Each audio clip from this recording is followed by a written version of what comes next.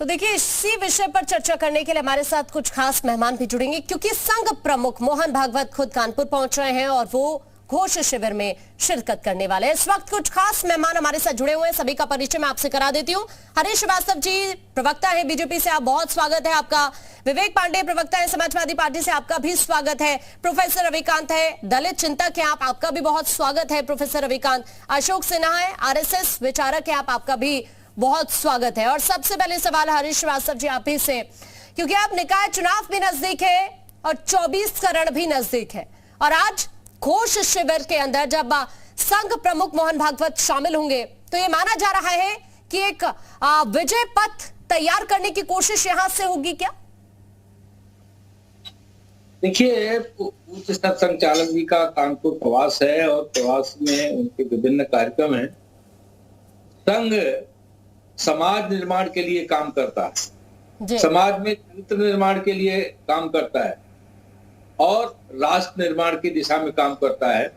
विशुद्ध रूप से संघ सामाजिक और सांस्कृतिक संगठन है और वह सतत इस दिशा में काम करता रहता है। विभिन्न क्षेत्रों में विभिन्न आयामों को लेकर के संघ निरंतर समाज में काम करता रहता है। संघ के कार्य को राजनीति से जोड़ के देखा जाना कतई समीचीन नहीं है, क्योंकि संघ राजनीतिक उद्देश्यों की पूर्ति के लिए काम नहीं करता, बल्कि संघ का उद्देश्य सांस्कृतिक और राष्ट्र की को समृद्ध और शक्तिशाली बनाना है। लोगों के व्यक्ति उत्थान और लोगों का जीवन स्तर ऊपर उठे, उनके चिंतन का स्तर ऊपर उठे और वो राष्ट्रभक्ति और राष्ट्र प्रेम को लेकर के देश दुनिया के परचम दुनिया में अपना परचम फहराए, इस दिशा में संघ काम करता है। ठीक है सर, एक छोटा सा सवाल मेरा आपसे है, क्योंकि अभी निकाय चुनाव भी नजदीक है और 24 भी नजदीक है। ऐसे में मैं आपसे आपका प्लान जानना चाहती हूँ, क्योंकि ये माना जाता है कि वाल्मीकि समाज बीजेपी से दूर रहता है। अब ऐसे में बीजेपी का क्या प्लान है निकाय चुनाव को लेकर, 24 को लेकर? देखिए, भारतीय जनता पार्टी तो सबके साथ, सबके विकास, सबके विश्वास, सबके प्रयास को लेके, उस संकल्प को लेकर के अपने यशस्वी प्रधानमंत्री आदरणीय मोदी जी के नेतृत्व में, मार्गदर्शन में हम सब काम करते हैं। जो हमारा भारतीय जनता पार्टी संगठन का नेतृत्व है, राष्ट्रीय नेतृत्व और प्रदेश का नेतृत्व, वो समय समय पर विभिन्न कार्यक्रमों, कार्य योजनाओं को लेकर के अपने कार्यकर्ताओं को, संगठन की जो इकाइयां हैं उनको निर्देश देता है। उन सबको लेकर के हम लोग काम करते हैं। हम लोग एक जाति वर्ग विशेष के लिए काम नहीं करते, लेकिन बल्कि पूरे समाज को साथ लेकर के चलने का, उस सबकी खुशहाली। ठीक है, मैं अभी आपके पास लौटूंगी। इस वक्त विवेक पांडे जी भी हमारे साथ जुड़े हुए हैं। विवेक पांडे जी, 3 सीटें कानपुर में आपको मिली विधानसभा चुनाव के दौरान, और अब चूंकि मोहन भागवत खुद पहुंच रहे हैं, यहाँ पर एक विजय संदेश चूंकि दिया जा सकता है, और ऐसे में यहाँ पर लोगों की समस्याओं को सुनेंगे, जो दलित समाज के लोग हैं उनकी समस्या को सुनने का काम मोहन भागवत की तरफ से किया जाएगा। क्या ऐसा तो नहीं कि कोई बड़ा चैलेंज आपके सामने खड़ा हो जाए आने वाले वक्त में? विवेक जी, देखिए, पहले तो पूरे मंच को सहृदय सुप्रभात और प्रणाम करते हुए मंच में उपस्थित पैनलों को ससम्मानित प्रणाम करता हूं और अनुमोदन के साथ अपनी बातों को रखता हूं। आपको याद होगा कि बात आज हो रही है वाल्मीकि समाज की, लेकिन जिस तरह वरिष्ठ नेता भाजपा के गुलाब चंद कटारिया, उसके बाद सुमित्रा वाल्मीकि के साथ जिस तरह का बदसलूकी किया गया था जबलपुर से जब वो प्रचार के लिए सागर बुलाई गई थी, और मीनाक्षी लेखी ने जिस तरह की विवादित टिप्पणी की वाल्मीकि समाज को लेकर के, तो ये तो वाल्मीकि समाज को तय करना है कि लगातार अपने समाज के प्रति अपमान, अवहेलना और इस तरह के शब्दों का प्रयोग करने के बाद भी आज वो भाजपा के पदाधिकारी बने हुए हैं, सांसद बने हुए हैं। भाजपा द्वारा उनके ऊपर कोई अनुशासनात्मक कार्यवाही नहीं की गई, ना कोई नोटिस दी गई, ना कोई जवाब मांगा गया, ना कोई स्पष्टीकरण मांगा गया। दूसरी बात, अभी हमारे पैनल में मित्र बैठे थे, सुबह सुबह इन्होंने हंसने पे मजबूर भी कर दिया और सोचने पे गंभीरता से ये भी मजबूर कर दिया कि परिपक्वता की निशानी का है, संघ सांस्कृतिक कार्यक्रम का हिस्सा है। तो हेमंत करकरे ने जो अपनी चार्जशीट बनाई मालेगांव ब्लास्ट को लेकर के, वो भी सांस्कृतिक कार्यक्रम ही रहा होगा। हेमंत करकरे जी जो शहीद हो गए 9/11, आपको याद ही होगा। हाँ, तो वो उन्होंने जो चार्जशीट बनाई उसमें शायद वो दिवाली के पटाखे फूटे थे, जिसको लेकर के शायद वो गलत रिपोर्ट लगा गए। यशवंत शिंदे, आरएसएस के एक पूर्व कार्यकर्ता, जिन्होंने 2006 में पटबंदरे के बम विस्फोट का उल्लेख किया खुल करके सामने आकर के कि किस तरह से संघ ने बाकायदा ट्रेनिंग दी थी, ये भी शायद सांस्कृतिक कार्यक्रम का ही हिस्सा होगा। और रही बात देखिए चुनाव, जी जी जी बिल्कुल, और चुनाव देखिए कितनी मजबूरी का विकल्प होता है। मस्जिद से लेकर के आज हर दरवाजे पे जाने के लिए मजबूर कर देता है। और ये बता रहे थे कि एक सांस्कृतिक दल है, अरे एक संगठन को शस्त्रों की क्या आवश्यकता, एक संगठन को राजनीतिक दलों का प्रचार करने की क्या आवश्यकता, संगठन तो निष्पक्ष होना चाहिए। लेकिन मुझे लगता है कि मजबूर हो गए बेचारे, क्या करें। कुछ लोगों का काम केवल समाज में झूठ और भ्रम फैलाने का है। बिल्कुल बिल्कुल, चार्जशीट गलत थी ना, साबित करिए चार्जशीट गलत फाइल हुई थी। आप ही का कार्यकर्ता बताता है कि बम बनाने की बम फोड़े गए थे मालेगांव में, और समाज इसको बार बार खारिज करता है और इन लोगों को समाज ने खारिज कर दिया। वाह, ये अपने एजेंडे पे काम करते हैं कि उनका संकल्प है कि केवल वो समाज नहीं, आपका भी अपना एजेंडा है। यहाँ जितने लोग बैठे हैं सबका अपना एजेंडा है। यहाँ कोई राष्ट्रवाद की बात नहीं कर रहा है। आप राष्ट्रवादिता मत दिखाइए। जब आपके नेता बैठ करके मंचों से जालीदार टोपियां और कपड़ों से लोगों को चिन्हित करते, तब राष्ट्रवाद कहां चला जाता है? ये तो विनम्रता से पूछ रहा हूं, जवाब दीजिए। इसलिए इस तरह के लोगों का जो झूठ और भ्रम है उसको लोगों के मन में उसके लेकर नहीं, कश्मीर में जब आतंकवादियों को टिकट देते हैं तब इन लोगों का ठीक है, मैं अभी आप दोनों के पास लौटती हूँ। इस वक्त कुछ और खास मेहमान भी हमारे साथ जुड़े हुए हैं, वापस मैं अभी आपके पास लौट रही हूँ दोनों के। इस वक्त प्रोफेसर रविकांत से मैं सवाल करना चाहूंगी। प्रोफेसर रविकांत, आप कैसे देख रहे हैं आज जो कि खोज शिविर में शामिल होने के लिए संघ प्रमुख खुद पहुंच रहे हैं, यहाँ पर जो दलित समाज के लोग हैं उनकी अगर कोई समस्या है तो उसको सुनने का काम किया जाएगा, आपका रिएक्शन इस पर? देखिए, संघ लंबे समय से, और मुझे लगता है कि दत्तोपंत ठेंगड़ी के जमाने से 1980 के दशक से दलितों के बीच में काम करता रहा है। और कानपुर कोई पहली जगह नहीं है कि जहां पे वो काम करने के लिए आ रहे हैं, इसके पहले भी आते रहे। और यही कारण है कि दलितों का एक बड़ा हिस्सा भारतीय जनता पार्टी और संघ के साथ जुड़ा हुआ है।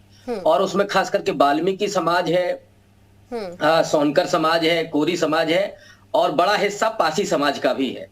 ये ऑलरेडी बीजेपी के साथ जुड़ा हुआ है। लेकिन इधर पिछले दिनों में जो तब्दीलियां हो रही हैं उस पर आप अगर थोड़ा सा गौर करेंगे तो मुझे लगता है कि संघ की इस पूरे कार्यशैली की और ये जो तत्परता है उसके बारे में आपको संकेत मिलेगा। पहली बात तो ये कि दिल्ली में जो कल परसों में हुआ और उसको लेकर के जो बीजेपी की बौखलाहट थी, एफआईआर दर्ज कराई गई राजपाल गौतम पर। 10,000 दलितों ने वहां बौद्ध धर्म ग्रहण किया है। ये अभी लखनऊ में भी होने जा रहा है। कल संभवतः वहां पे कार्यक्रम है जहां पे बहुत सारे बुद्धिस्ट लोग आ रहे हैं, और मैंने तो जो सुना है कि 1 लाख के आसपास की वहां भीड़ होगी। तो जो हिंदुत्व का हमला जो बढ़ा है दलितों पर, कमजोर पिछड़ों पर, उसके चलते ये इस पूरे समाज में बेचैनी है। और वो अब बाबा साहब के उस रास्ते पर चलने के लिए बेताब है कि जहां बाबा साहब ने 20 साल इंतजार के बाद और बहुत सोच समझने के बाद 35 में उन्होंने कहा था कि मैं हिंदू होकर के जन्मा हूं लेकिन हिंदू होकर के मरूंगा नहीं। 1956 में आकर के उन्होंने बौद्ध धर्म ग्रहण किया और बहुत लंबा विचार विमर्श किया, वो एक दिन में उन्होंने नहीं किया। तो इस समय एक तो दलितों में बौद्ध धर्म को लेकर के बहुत तेजी से एक प्रसार हो रहा है, वो एक संघ की बेचैनी है। दूसरा, राहुल गांधी ने जो काम किया है उत्तर प्रदेश में, माने कांग्रेस पार्टी ने एक दलित को, एक जाटो चेहरे को, ब्रजलाल खाबरी को अपना प्रदेश अध्यक्ष बना दिया है। और उधर वो राष्ट्रीय अध्यक्ष के लिए भी वो एक नाम लेकर के आए हैं, वो भी दलित हैं और वही संभवतः जीतेंगे। शशि थरूर का जीतना संभव नहीं है। तो कांग्रेस पार्टी जिस तरह से अपने पुराने वोट बैंक की तरफ लौट रही है, दलित उसका अपना आधार होता था। एक जमाने में 3 ही वो कॉम्बिनेशन होते थे, दलित, ब्राह्मण और मुस्लिम।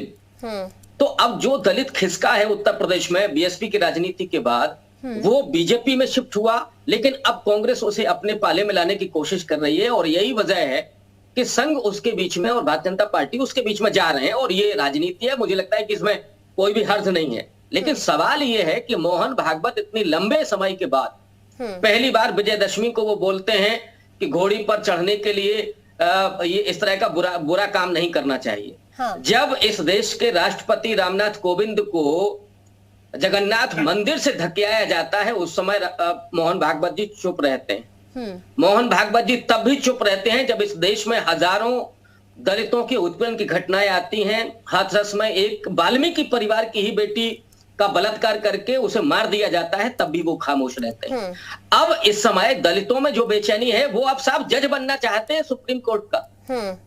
अब उनको सरकारी नौकरियां चाहिए। अब आप कह रहे हैं कि नहीं, अस्पृश्यता का हम अंत करेंगे और उनको मंदिरों में ले जाएंगे, उनके लिए शमशान एक होंगे। ये सवाल अब अस्पृश्यता का नहीं है, वो तो लड़के ले लेगा।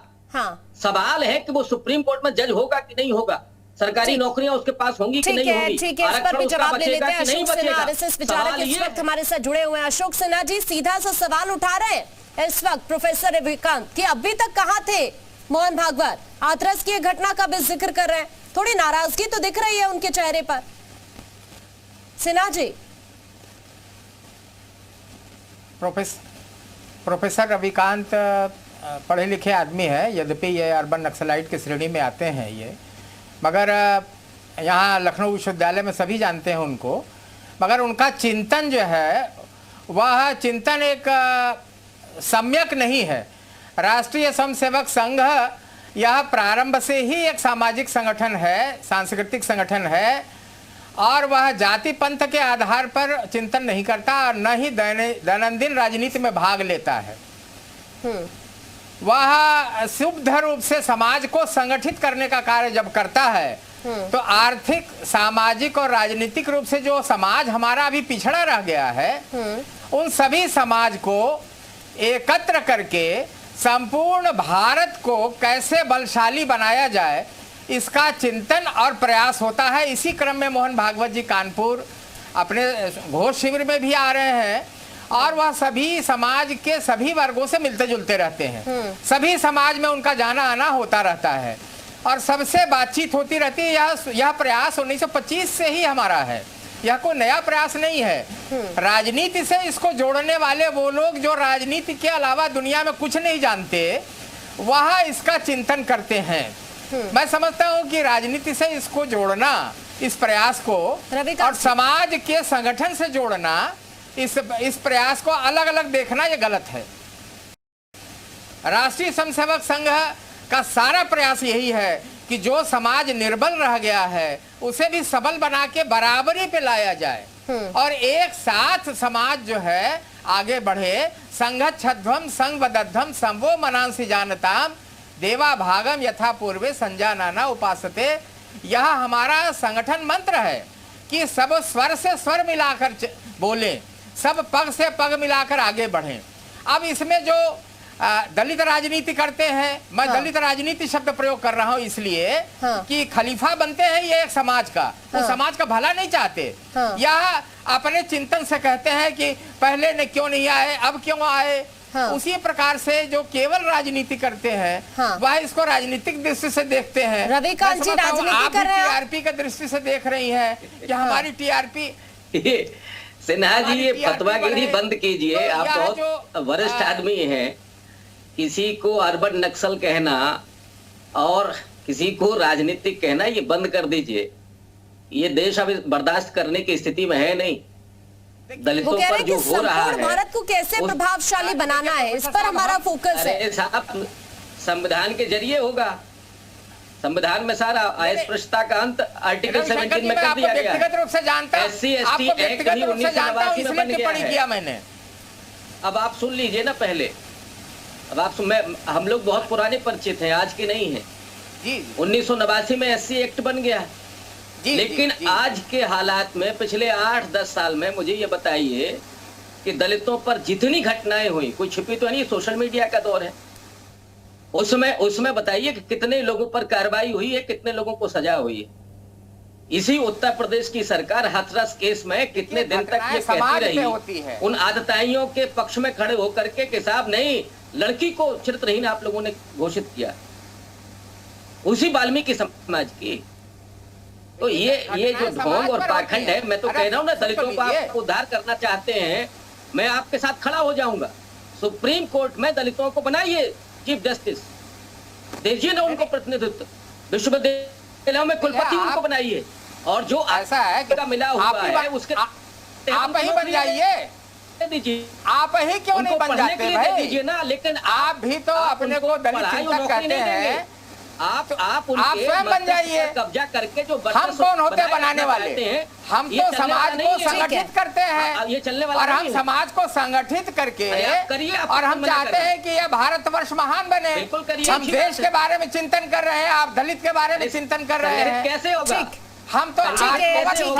एक बार जल्दी से हरीश श्रीवास्तव जी का रुख करती हूँ, उसके बाद विवेक जी मैं आपके पास भी लौट रही हूँ। हरीश जी, छोटा सा रिएक्शन मैं आपसे चाहूंगी। देखिए, आप सुन रहे होंगे अभी प्रोफेसर रविकांत को, बहुत ज्यादा नाराज हैं आपसे और बहुत सारी बातों का भी जिक्र कर गए हैं कि अभी तक क्यों स्टैंड नहीं लिया। आप तो कहते हैं हम दलित हितैषी हैं, लेकिन उसके बावजूद भी उन्होंने तो कई सारी बातों का जिक्र कर दिया। नहीं, डॉक्टर रविकांत जी विद्वान व्यक्ति हैं, लेकिन चूंकि कभी कभी जब चिंतन व्यक्ति का एक पक्षी होता है तो बहुत सारी चीजों को वो विस्मृत कर देता है। इस देश में माननीय उच्चतम न्यायालय में भी चीफ जस्टिस दलित समाज से रहे हैं और संविधान सबको समान अवसर देता है, और जिन घटनाक्रमों का जिक्र कर रहे हैं उसमें न्यायालय इन सब विषयों पर निर्णय लेता है, और जिसका दोषारोपण राजनीतिक दृष्टि से किसी संगठन पे करना, और मुझे लगता है ये उनके चिंतन का एक हिस्सा हो सकता है, लेकिन व्यापक रूप से दलित समाज भारतीय जनता पार्टी के साथ जुड़ा है, और जिस तरह से भारतीय जनता पार्टी की जो समर्थन है या जो सपोर्ट बेस कह सकते हैं या लोकप्रियता कह सकते हैं, जिस तरह से देश और दुनिया में बढ़ी है, उसको लेकर जो हमारी विपक्षी दल के मित्र हैं वो ठीक है। विवेक जी कुछ कहना चाह रहे हैं? ठीक, देखिए, मेरा सवाल बड़ी गंभीरता के साथ में आरएसएस से 2-3 सवाल पूछना चाहता हूँ। हाँ। जब लखनऊ में वाल्मीकि मंदिर का ध्वस्तीकरण किया गया तब आरएसएस क्यों नहीं खड़ी हुई? तब आरएसएस के मुख से शब्द क्यों नहीं निकले? जब आरएसएस के लोगों ने ही महर्षि वाल्मीकि और संत रविदास का अपमान किया होर्डिंग्स लगा करके मेरठ, गाजियाबाद जैसे इलाकों में, उस समय आरएसएस के मुंह से माफीनामा क्यों नहीं बाहर आया? आगरा में जब वाल्मीकि समाज के प्रति रामायण की रचयिता महर्षि वाल्मीकि के खिलाफ आपत्तिजनक टिप्पणी की जाती है, तब आरएसएस के लोग कहां थे? और सबसे बड़ी बात, एक बुद्धिजीवी को अर्बन नक्सलाइट इस तरह से राष्ट्रीय चैनल पर बैठ करके उसका अपमान करने वाला, अवमानना करने वाला कितना मानसिक दिवालियेपन का शिकार है, ये इन्होंने स्वयं प्रमाणित कर दिया। यह आरएसएस के ही संस्कार हो सकते हैं जो एक प्रोफेसर को, एक बुद्धिजीवी को इस प्रकार से संबोधित करते हैं। ये इनकी किस्मत अच्छी है कि छात्र संघ के चुनाव इन्होंने बंद करवा रखे हैं, क्योंकि ये डरते हैं युवा शक्ति से, वरना इनको आप समझ में आ जाता कि इस वक्तव्य के बाद छात्र संघ क्या चीज होती है। तो मुझे लगता है इन्हें माफी मांगनी चाहिए, और मुद्दे पे भटकने से पहले सबसे पहले मैं बता दूं, वाल्मीकि समाज के लोगों को तय करना है कि जिस दिन मंदिर का ध्वस्तीकरण किया गया था लखनऊ जैसे परिक्षेत्र में, लखनऊ जैसी राजधानी में, इन्हीं के नेतृत्व वाली सरकार में, उस दिन आरएसएस के लोग मौन बैठे थे। अशोक जी जल्दी से, आरएसएस वालों ने माफी नहीं मांगी है। अशोक जी, माफी मांगनी चाहिए आपको। देखिए, हमारा प्रोफेसर साहब पे हमारा अधिकार या कहने का इसलिए बनता है कि वो हमारे बहुत अधिकार का मतलब हमसे बंचा फाड़ भी वो मांग ले गए थे पढ़ने के लिए। जोड़िए उसको, अधिकार हमारा भी है, हम विश्वविद्यालय के छात्र रहे हैं। अब अरे भाई सुनिए, आपके मित्र हो सकते हैं, हमारे गुरु हैं, आपसे ज्यादा अधिकार आप पूछे हैं तो जरा जवाब तो सुनिए कि आप बोलते रहेंगे। अरे आप पूछे हैं सवाल तो जवाब सुनिए। हम जवाब दे रहे हैं तो आप जवाब पे जब सवाल क्यों कर रहे हैं? विवेक जी, मैं आपके पास लौट रही हूं। अशोक जी जल्दी से जवाब दीजिए। हमने कहा कि मेरा अधिकार है यह कहने का, जो जानता है वही बोलता है। हम जानते हैं इसलिए बोल रहे हैं, आप नहीं जानते हैं इसलिए आप महिमा मंडन कर रहे हैं। हमारी नजर में तो आरएसएस वाले भी आतंकवादी हैं, तो क्या हम आतंकवादी बोले आपको? विवेक जी एक एक करके प्लीज आप दोनों बोलिए। विवेक जी, मैं आपके पास अभी लौट रही हूँ। मालेगांव ब्लास्ट में किसकी भूमिका थी? मालेगांव ब्लास्ट में किसकी भूमिका थी? तो क्या सारे संगीत जितने आतंकवादी हो जाएंगे? संघ राजनीति में भाग नहीं लेता है, वह समाज का चिंतन करता है। आप अधिकार की बात करेंगे, कौन से? अरे भाई, आपके लिए सम्मानित होंगे, हमारे मित्र हैं, वो हमारे मित्र हैं, इसलिए हम कह रहे हैं उनको। हम समझते हैं जो बात सच है वही कहते हैं। तो मैंने कहा कि उनका दृष्टिकोण क्या है, कोई गाली नहीं है अर्बन नक्सलाइट कहना। उनका दृष्टिकोण क्या है, समाज को विभाजित करना। उनका दृष्टिकोण है देश को कमजोर करना। उनका दृष्टिकोण है जातियों में लोगों को बांटना। उनका दृष्टिकोण है। ठीक है, ठीक है प्रोफेसर रविकांत, जल्दी से छोटा सा रिएक्शन, समय का अभाव है। प्रोफेसर रविकांत जल्दी से। जीत को सर पे कम चढ़ाइए थोड़ा, उसको जनता पे मत थोपिए। प्रोफेसर रविकांत जल्दी से लास्ट रिएक्शन आपसे मैं चाहूंगी। सिन्हा जी, आप तो कहते हैं कि भाई हम संघ के आदमी हैं और संघ बड़ा समरसता की बात करता है। हालांकि वो समरसता जो शब्द है वो समता नहीं है, लेकिन इस तरह की भाषा मुझे लगता है कि संघ को नहीं इस्तेमाल करनी चाहिए। मेरी अपनी विचारधारा हो सकती है, इसमें कोई दो राय नहीं है, मैं ये भी नहीं कह रहा हूं कि नहीं है, लेकिन मैंने केवल बुनियादी सवाल उठाए हैं कि जब जगन्नाथ मंदिर में माननीय राष्ट्रपति रामनाथ कोविंद को धकेलाया गया था, उस समय संघ प्रमुख का कोई बयान नहीं था। ये जो बयान इस समय आया, यह हाथरस की घटना पर नहीं था। वो निश्चित रूप से आज की परिस्थितियों के कारण है, क्योंकि कांग्रेस दलित अपना अध्यक्ष दे रही है, तो वो एक वजह है। दूसरा, बुद्धिज्म की तरफ दलित जा रहा है। हरीश जी, जल्दी से छोटा सा लास्ट रिएक्शन आपसे भी। हरीश जी, समय का अभाव है। देखिए, मैंने कहा ना, जैसे विवेक जी जो बात कर रहे हैं, मैंने पहले उसका दिया कि कुछ लोग केवल झूठ और भ्रम को अस्त्र बनाना चाहते हैं, लेकिन समाज में बहुत जागरूकता है। ठीक। और समाज इस बात को अच्छी तरह से समझता है कि संघ का काम या भारतीय जनता पार्टी का काम राष्ट्र में सबकी समृद्धि, सबके विकास और सबकी खुशहाली का। ठीक है। न जात तो बांट के देखता है, न धर्म होता। ठीक है, समय का अभाव है, आपको रोकना पड़ रहा है। अभी के लिए आप सभी का बहुत शुक्रिया इस चर्चा का हिस्सा बनने के लिए। तो आज से चूंकि मोहन भागवत दौरे पर रहेंगे कानपुर के और इस घोष शिविर में शामिल होने वाले एक बड़ा विजय संदेश देने की यहां से कोशिश होगी। नजर